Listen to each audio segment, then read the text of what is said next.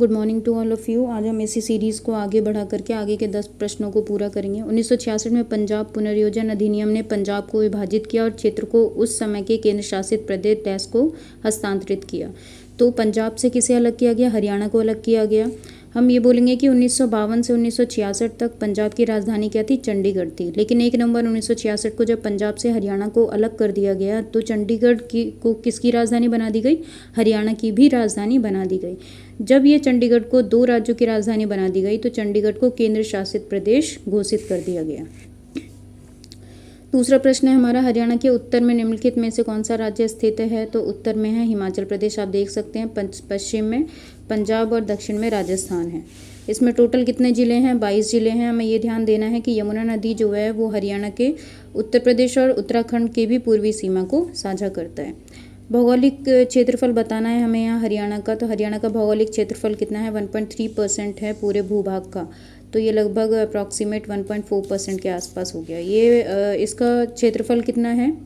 44,212 वर्ग किलोमीटर। क्षेत्रफल के आधार पर यह भारत का कौन सा राज्य है? 20वां राज्य है। महाभारत में हरियाणा का नाम क्या रखा गया? तो बहुधान्यक रखा गया। आपको पहले भी बताया था, बहुधान्यक मतलब भरपूर अनाज और बहुधना मतलब विशाल धन।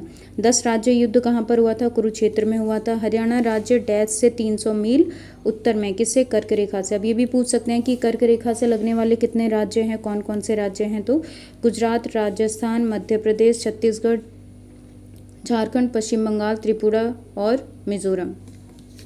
हरियाणा का पुरातनतम नाम हरियाणा नाम के उद्गम में पाया जाता है, चाहमन में पाया जाता है। चाहमन किनको बोला गया? चौहानों को बोला गया। चौहान कहाँ के रहने वाले थे? तो राजस्थान, मेनली अजमेर के रहने वाले थे।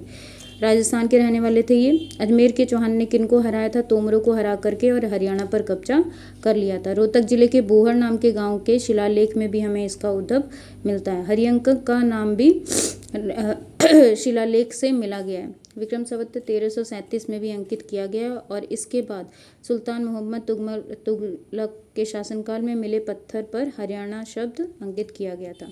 हरियाणा ने हाल ही में अपना स्थापना दिवस सेलिब्रेट किया। ये 2018 में पूछा गया है। तो उस समय 53वां सेलिब्रेट किया था। 53 साल हो गए थे और अब 1 नवंबर 2025 के अकॉर्डिंग अगर हम देखें तो 59 साल सेलिब्रेट करेंगे हम।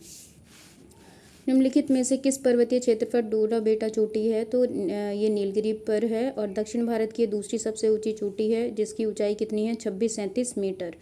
और पहली कौन सी सबसे ऊंची चोटी है दक्षिण भारत की? तो अनाईमुड़ी। इसका कितना हाइट है? तो 2695। ध्यान देना है, 2637 और 2695। हरियाणा राज्य का निर्माण 1 नवंबर 1966 को किसकी अध्यक्षता में हुई थी? ये प्रश्न हम पहले भी कर चुके हैं। तो सरदार हुकुम सिंह की सिफारिश पर किया गया था। 1949 में सच्चर कमेटी का स्थापना किया गया। उसमें हमने क्या किया था? तो पूर्वी पंजाब को पंजाब और हिंदी भाषा के क्षेत्रों के नाम पर विभाजित किया गया था। सच्चर समिति ने भाषाई आधार पर विभाजित करने की कोशिश की थी। किस वर्ष हरियाणा प्रदेश एवं पंजाब में विलय हो गया था? तो 1858 में। 1857 की क्रांति के पश्चात ये सारे काम हुए थे। ये सभी क्वेश्चंस आप देख सकते हैं प्रीवियस ईयर में पूछे गए हैं और यही क्वेश्चंस बार बार रिपीट होते हैं। ये लगभग भी तो 30,000 प्रश्न हैं, 25 से 30,000 प्रश्न हैं जिन्हें हम पूरा करेंगे। तो आप ऐसे ही हमारे साथ जुड़े रहिए और ऐसे ही प्रश्न को पाने के लिए हमारे साथ जुड़े रहें। धन्यवाद।